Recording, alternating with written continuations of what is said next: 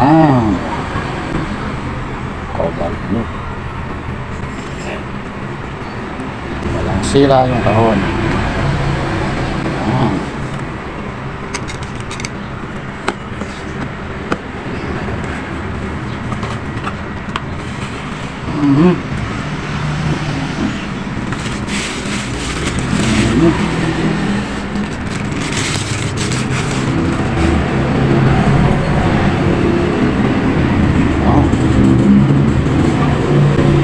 Walang yupi.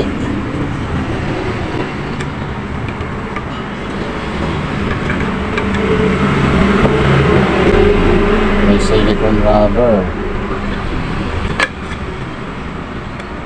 Okay. Alright.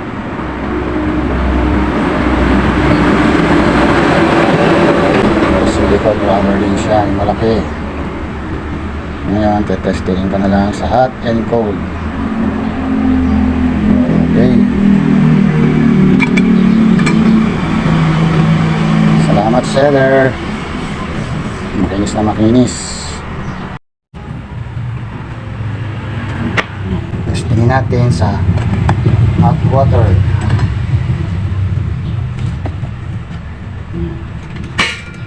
Usap pa yan.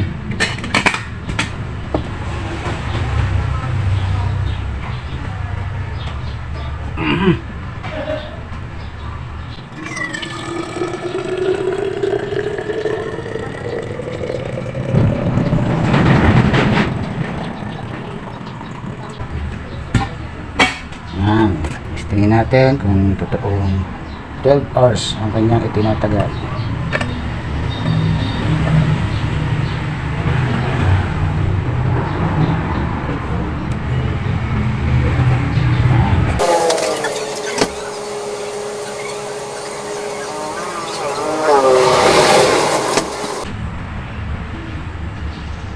Ang oras ay alas 2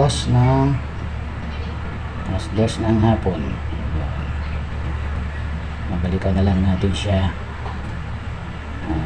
after 12 hours.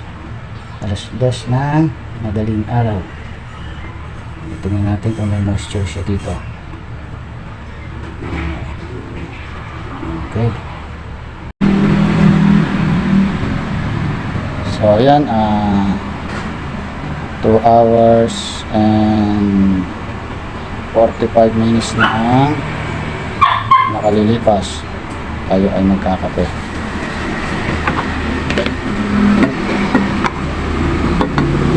Tingnan natin kung mainit pa. Pero mainit pa. Ang takip niya, mainit pa.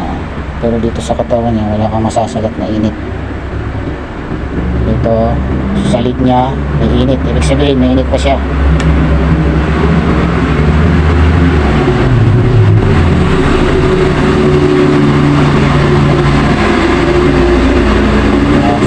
Nakikita nyo, umusok pa siya.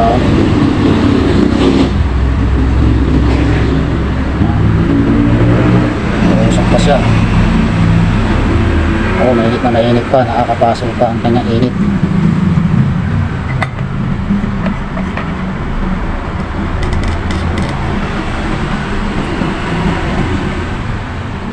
Oras at 45 ang nakalilipas. Inumpisahan natin siya alas 2. Tapos ngayon, mamaya makakatulit tayo mamayang gabi bago matulog. So yun, gabi na. Ngayon ay 10:30 na ng gabi. Tayo ay nakakawalong oras at kalahati na. So tingnan natin kung mainit pa siya. Mainit pa yung kanyang takip. Tayo ay magagatas bago matulog.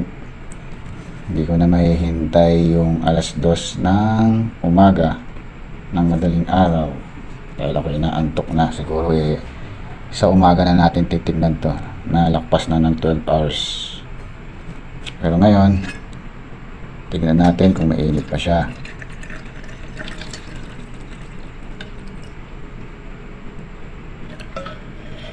natira pang konti. Ito ay para bukas na lang. Hindi na siya ganong kainitan. Oh, mainit pa pala. Nakakapaso pa siya. Nakakapaso pa yung init niya. So, goods. 8 hours and a half na siya. So, bukas, mga 8 o'clock or 7, babalikan natin yung natitira. Kung mainit, tingnan natin kung mainit pa. Yun ay lakpas na ng 12 hours. So, bukas ulit. Magandang umaga sa inyo lahat.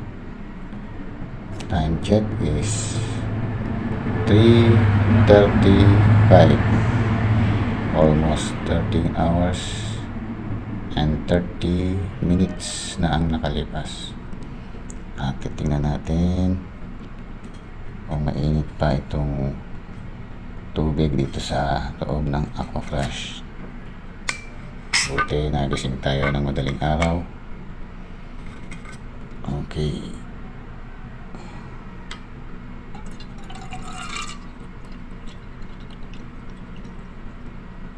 Yun. Tingnan natin kung mainit pa. Hindi na siya nakakapaso pero mainit pa siya. Maligamgam. Okay na okay itong Aquafresh. Ngayon ay testingin naman natin siya mamaya sa cold. Ayan na yung natira ng kanyang tubig. Kita pa nakita. Yun. Konti na lang. Ayan o. Okay, goods na goods. Hindi tayo nabudol.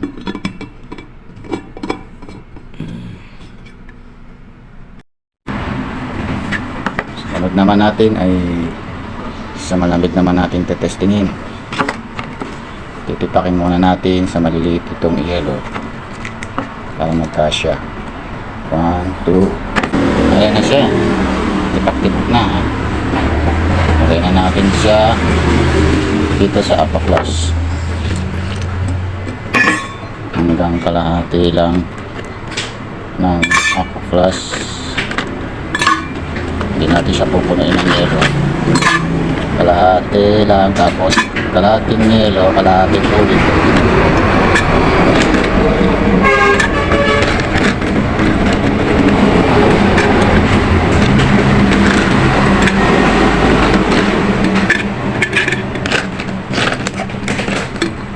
So yan, okay na yan. Tapos lagyan na natin ng tubig. Yung tubig na ilalagay ko medyo malamig din, galing sa rep namin.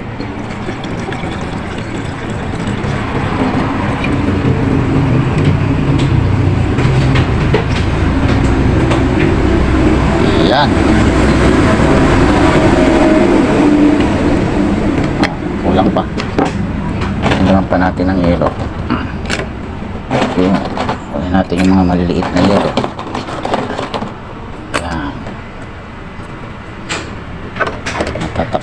Tatakpan na lang natin siya.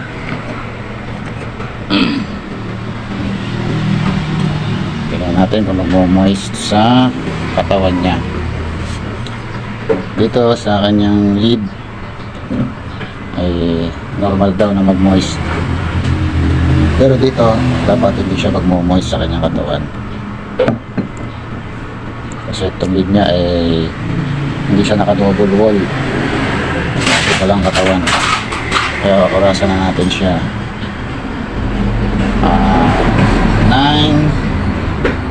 9:35 o 9:40 basta kung tayo magsisimula. Okay.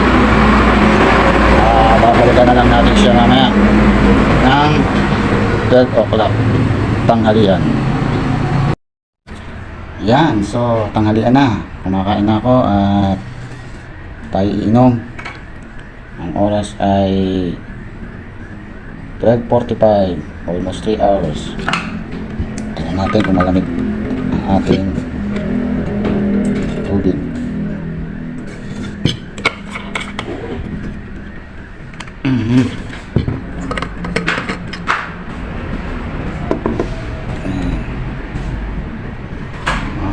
Puno pa siya ng yelo.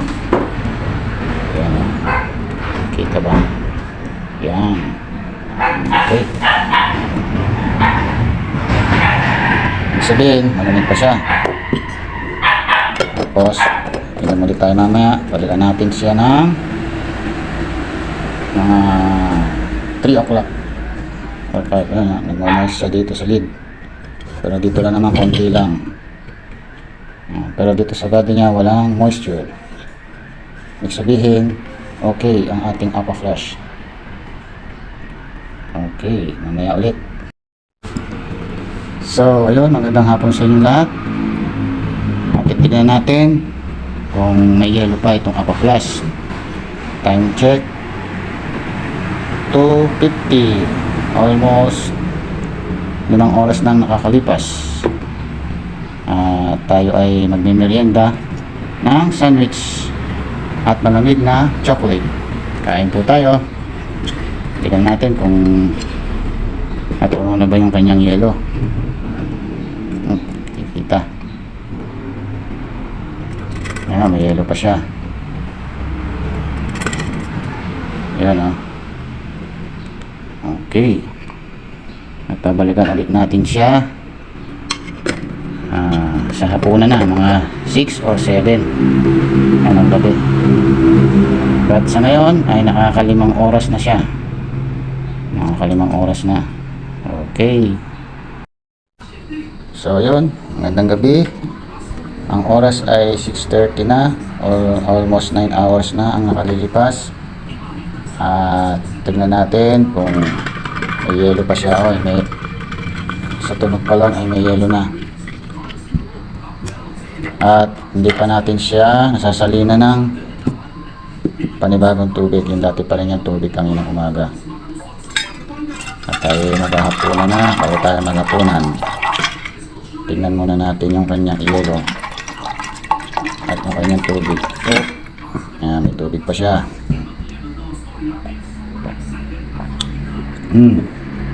Malamig na malamig pa. Tingnan natin yung kanyang yelo. Ay, hindi, madilim.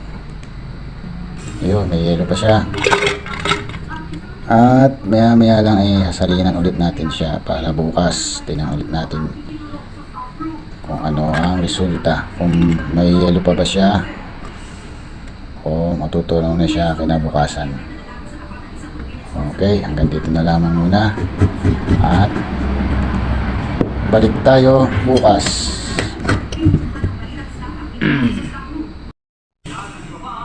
Okay, time check is 7:10. Lalagyan na natin siya ng panibagong tubig dahil naubos na natin yung kanyang tubig dito. Pero may natira pang konti, konting-konti na lang. Pero may yelo pa siya, kaya salinan natin ng panibagong tubig para bukas ay may magamit tayo.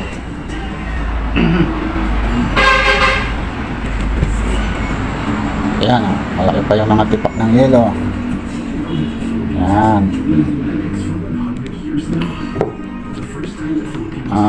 Ang sasalin nating tubig ay yung tubig na malamig na galing sa rep.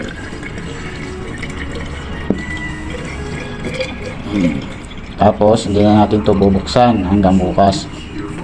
Tingnan natin kung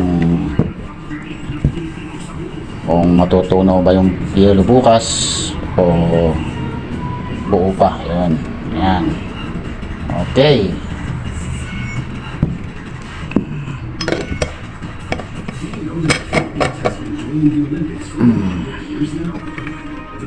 Okay. Okay. Time check natin ay 10:30 ng umaga. Almost 24 hours na ang nakalilipas. Bali 25 hours 24 hours and 50 minutes na nakaligtas. Nakpas na ng 24 hours. Ito na nagawin natin. Kaya natin yun. Malamig pa siya. Meron siyang moist dito sa lip. Pero konti lang. Tingnan natin kung malamig pa yung kanyang tubig at yung yelo ay natunaw na. Ayun, may yelo pa. Makikita nyo, may yelo pa siya sa loob. Magto 25 hours na siya. Ganda. Kita ba? Ayun, ayos. Legit itong Aquafresh na nabili ko sa Shopee. Kung gusto nyo bumili, punta lang kayo sa Shopee Mall. Aquafresh Philippines ang pangalan ng kanyang store. Ayan, legit. Dahil mall store yun sa Shopee. Medyo may kamahalan nga, pero nabili ko siya 750. Ang original price niya 750, pero meron akong mga voucher kaya nakuha ko lang siya ng mas mababa sa 750. So kung gusto nyo umorder, okay na okay ito at legit yung kanilang store. Yan, may 1 year warranty pa. Kung halimbawa may defect yung nagmo-moist siya, nagmo-moist yung katawan niya, magpapalitan nila. Okay, so sana nakatulong itong video sa inyo. Kung kayo ay bibili ng Aquafresh, okay na okay, legit na legit siya. At hindi kayo magsisisi dahil kahit mahal siya, maganda naman siya. Tsaka quality. Makapal yung kanyang stainless. Tsaka yung lid niya makapal. Okay, maraming salamat sa inyo at sana nakatulong itong video sa pag-review ng Aquafresh.